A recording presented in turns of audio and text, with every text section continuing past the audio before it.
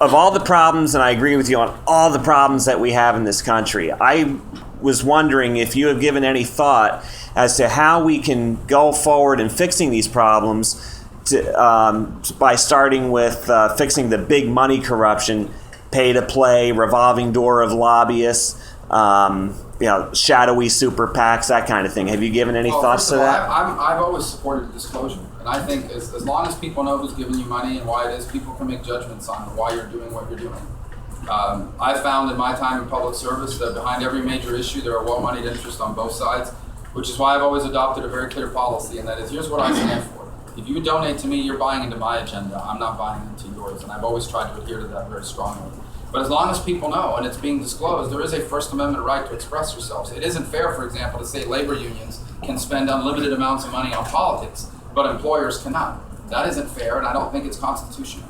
The second point I would make, you talk about pay-to-play and revolving door. I'm a big supporter of term limits. In fact, when I chose to run for president, I chose not to run for re-election to the U.S. Senate. And technically, there's a way I could have tried to do it. And the reason why I didn't do it is because twofold. One, I've learned in my 4 years there that we're not going to be able to make the changes we need in this country if we don't have the right person in the White House. I just honestly believe that. It is important to have a Senate and important to have good congressmen, but you need a president. And I felt that in order to run for this office, if that's what you want to do, that's what you need to be doing. But here's the other. I lived under term limits in the state legislature, and the world has survived. The sky didn't fall. I think it's important for us to continue to allow new people to enter the political process. They bring a freshness of ideas, sometimes untainted by the fights over the past. I do think our politics have become stagnant. More than just corrupt, they've become stagnant.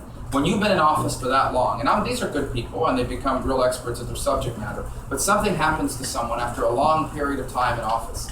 And it isn't that they're bad people. I just think that it wears off the edges on you. You start to settle for less because the process ultimately sometimes requires you to make compromises. And over a period of time, it's like water over a rock. It smooths it out. So I think it's always good to have more people coming in that refresh the process constantly with new ideas, new energy.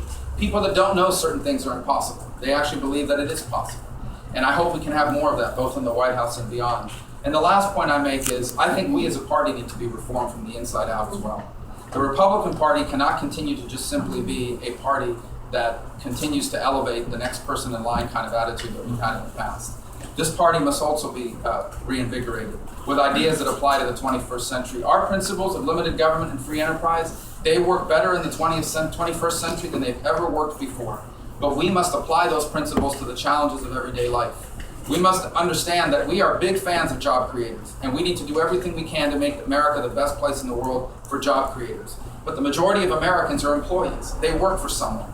We have to have an agenda for them as well. We have to connect why free enterprise is better for them than big government is. And we haven't done a good enough job of that in recent years.